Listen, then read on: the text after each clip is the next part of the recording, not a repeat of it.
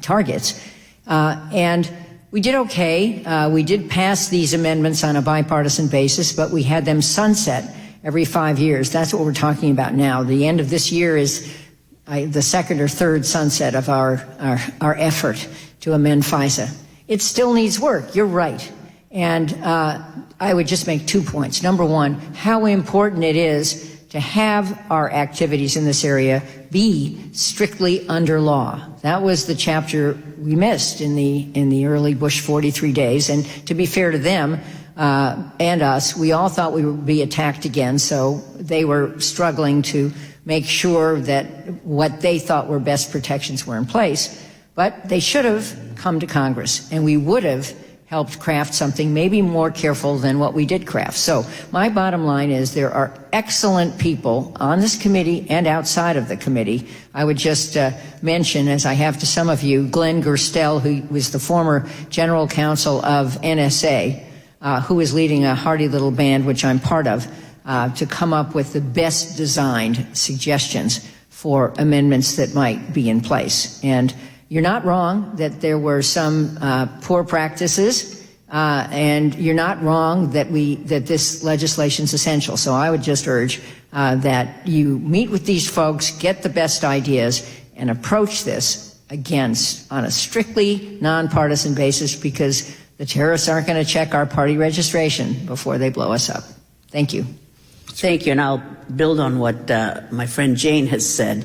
FISA abuses hurt the public's credibility in our powers, and when abuses occur, public support is eroded. And FISA abuses may include, and we've seen this in recent years, exceeding authority by government agencies when carrying out foreign intelligence activities which do not require specified targeted court order, or misusing private information in a way not authorized by law, or abuses of the foreign intelligence surveillance court processes by the government.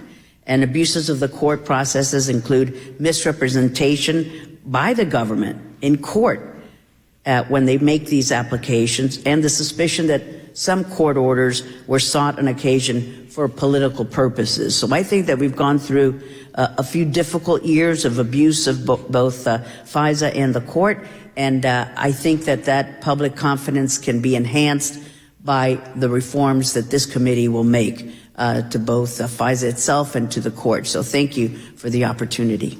Mr. King. Chairman Turner, I would say, first of all, I believe that being able to intercept and monitor foreign threats coming into the U.S., any type of foreign threat that we can monitor, it's essential. We have to maintain that. At the same time, we have to realize there have been abuses, intentional and unintentional. I think among the unintentional ones is that technology has gone ahead of the protections we have in place. So I would just ask that when you do this, and you do work on it, that it not be done in an accusatory way, that realizing that there's always going to be some abuses, you want to minimize as much as you can.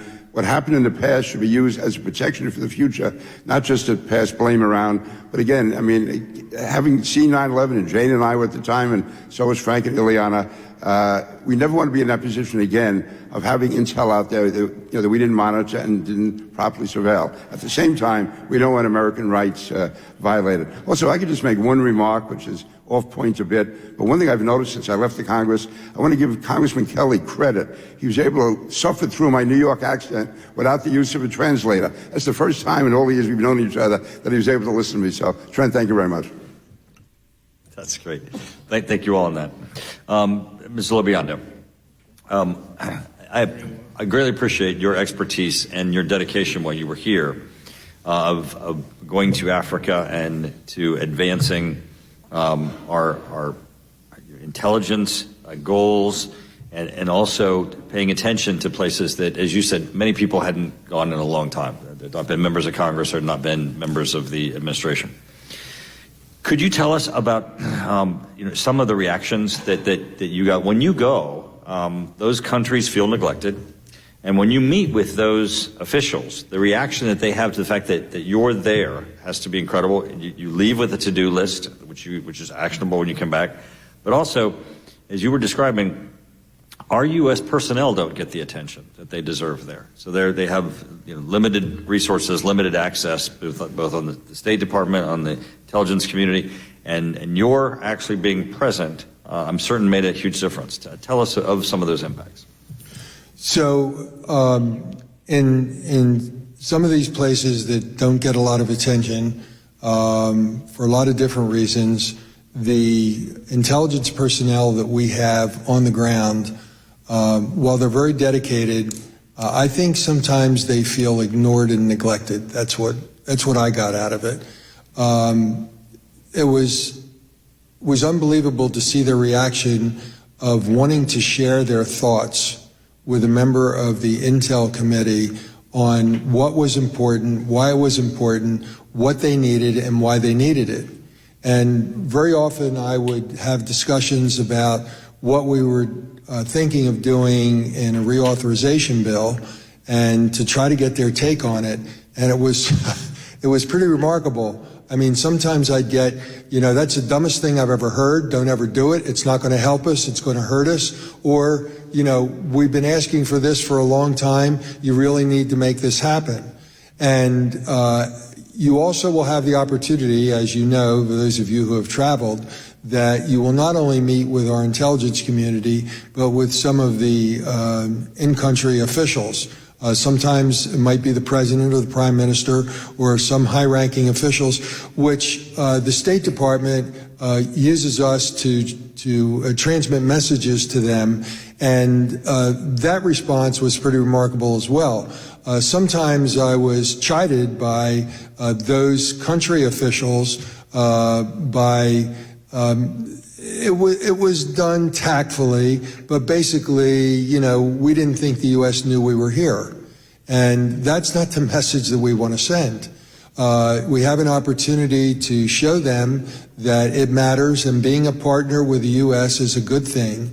And then, last but not least, I always took the opportunity and found it very rewarding to sit down with the personnel.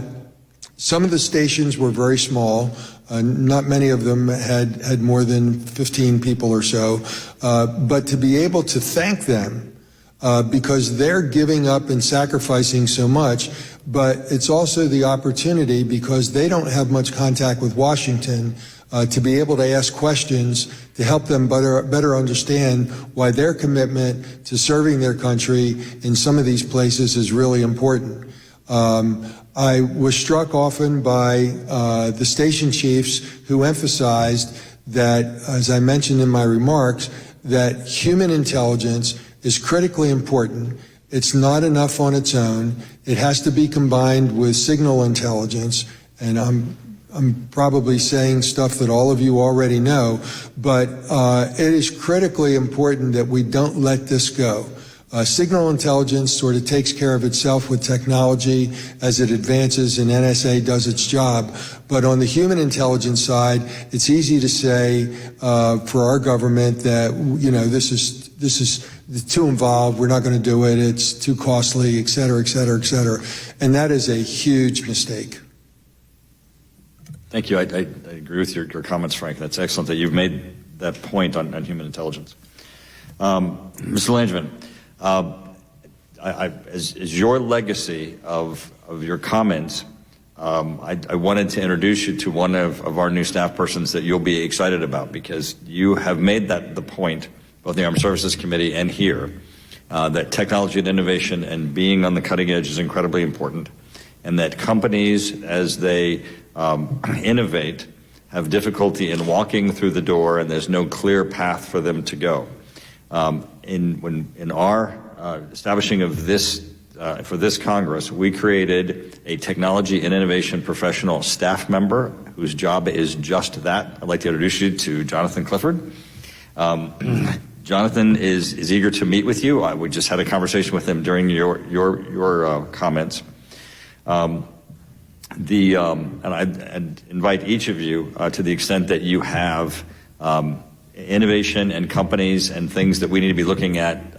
That's his job. We found, as I know certainly all of you did, that when someone gets in touch with us with innovation, and we try to assign it to someone who has a full portfolio in intelligence, that they don't have the ability to really assist them or to track down what do we need to be doing. We now have someone whose job is just that. I wanted to ask you about your institute. Cyber has been such an important aspect of what you've undertaken on both the Armed Services Committee and here. And cyber defense is incredibly important, but so is cyber offense. And you've been an advocate for, hey, we have to make certain that we're doing everything that we can. Could you talk for a moment about offense and defense, and that we need to be playing in both, Mr. Langevin? First of all, thanks for the question, Mr. Chairman, and I commend you for adding the new staff member whose job it will be to be a point person for looking at new and emerging technologies. That's what's going to help to keep this committee and quite frankly, the country on the cutting edge to making sure that we're bringing those capabilities in.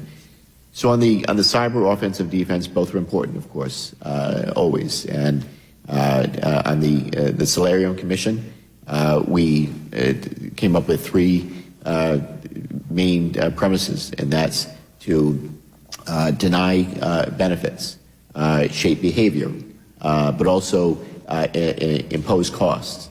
So on the defensive side, it's really incredibly important that we build in resilience. Absolutely critical, and we have to assume that as the administration, for example, an executive order is moving to what's called a zero trust environment. You have to assume that the adversaries are going to get in. But if they do get in, you want to eliminate obviously you can do everything you can to prevent them from getting in, but prevent them from going and getting anything of value.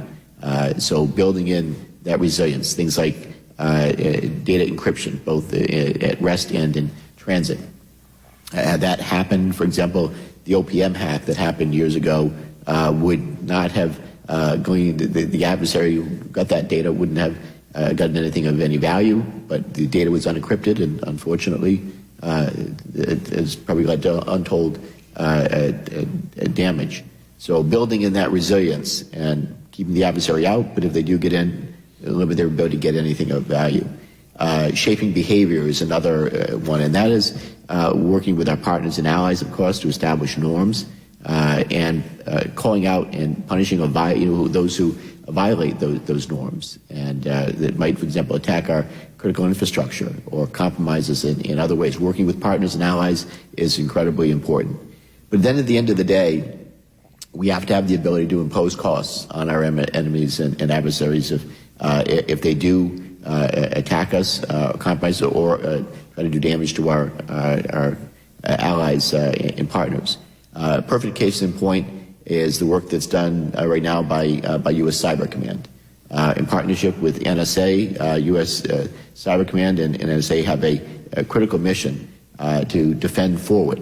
And obviously the NSA, working with U.S. Cyber Command, informs where our vulnerabilities are, where the adversaries are, and keeps them keeps them out of our networks. But also we'll work with our partners and allies to impose costs on the adversary. So Ukraine is a perfect case in point, and General Nakasone has talked about this publicly, how both in the lead up to the Russia invading Ukraine, that we were working with the Ukrainians to build in resilience, and then after the Russian invasion, their networks were more secure as a result of our work with them. And but that need, the ability to hit an adversary or to take down their servers and their ability to operate, it's a capability that we reserve and need to employ at critical times, which I know we're doing. Excellent. Jim Himes.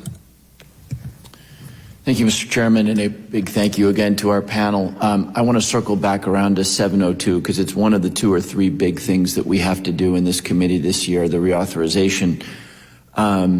And I think in this room we understand how essential 702 authorities are to stopping lethal fentanyl, to stopping cyber attacks, to stopping terrorist attacks, to understanding what's happening inside Iran, North Korea, and China. We have a lot of work to do to explain that to our colleagues. There's 2 legitimate, but I think overblown lines of criticism against 702. One is, if you read the sort of headlines of the privacy groups, that it is a massive warrantless surveillance program of Americans. Of course, it is not that. It is targeted exclusively at non-U.S. people. It is actually quite small. There's a total of about 250,000 702 targets, all non-U.S. persons. The FBI, which does U.S. person queries, has access to about 7,800 of those targets. So it is, in fact, quite small. And it is subject to regular reauthorization by the FISA courts and therefore constitutional scrutiny. There's another line of thinking, which is that the FBI, who should be held accountable for some pretty significant abuses of FISA, including the release lately of FISA opinions, which indicated improper searches of both people associated with BLM and the January 6 attacks. That line of thinking basically says that the FBI is irredeemable, unreformable, and that it is politically motivated in its actions, despite the fact that, of course, the Inspector General's report found that whatever errors may have occurred in Crossfire Hurricane, they were not politically motivated.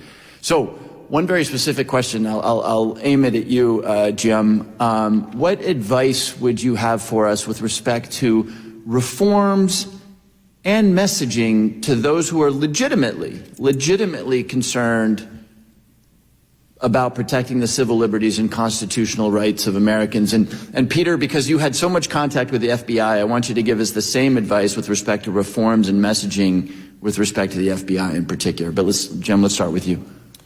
So, Jim, thanks for the question. So, first of all, I will say that during my time on the HPSCI, as well as Armed Services Committee, I understand the value of 702 authorities, and I too agree that it should be reauthorized. And on that, that bipartisan approach, I can remember when 702 was up for reauthorization in prior years, both Chairman Rogers and Ranking Member Rupersberger got us together, went out to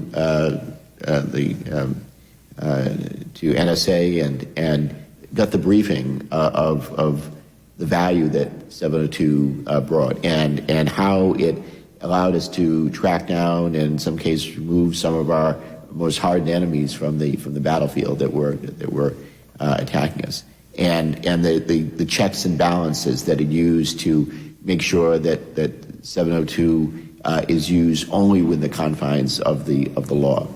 So that's I just want to make that point of how important it is. And again, that was a bipartisan effort that led to its reauthorization. I hope it happens again with this committee and this Congress.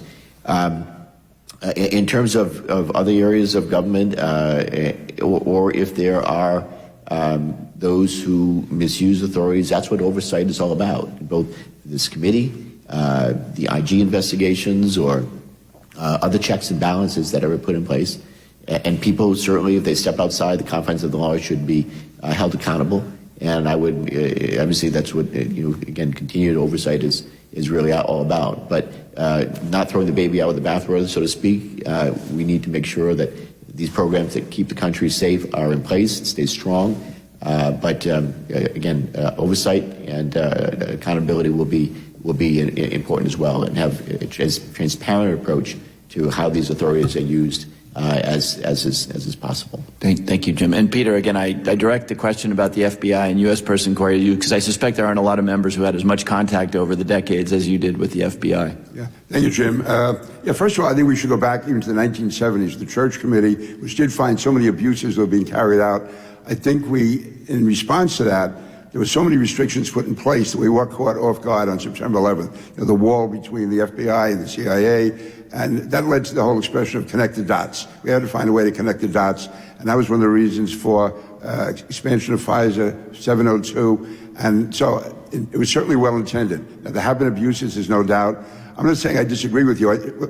Whether or not there was a political bias, I do think there was a judgment bias by certain people in the FBI, where they could have gone either way, and they went to the extent of being somehow convincing themselves that there was Russian collusion. I'm not trying to reopen that debate, but I think whether it was intentional or not, it shows the danger that you can have. If somebody does want to abuse it, they can, whether it's done out of good intentions or not.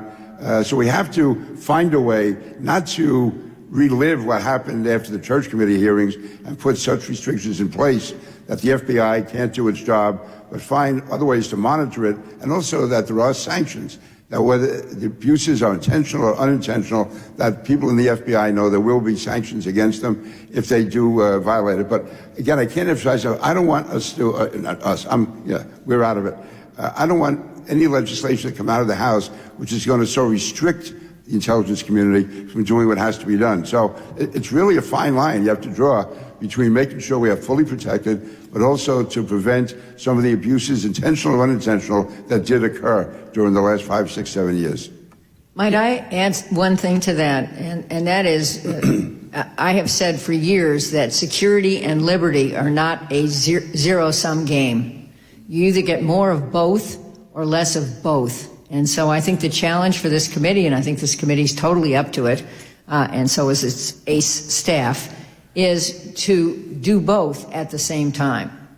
Reform 702 to some extent, have penalties for those who would willfully violate it, but at the same time, move ahead with a critical function of government. We would lose a huge amount. It would be a negative-sum game if we gave up 702. Yep, no, thank you. I appreciate that. I have one more question. And Peter, thank you for the answer.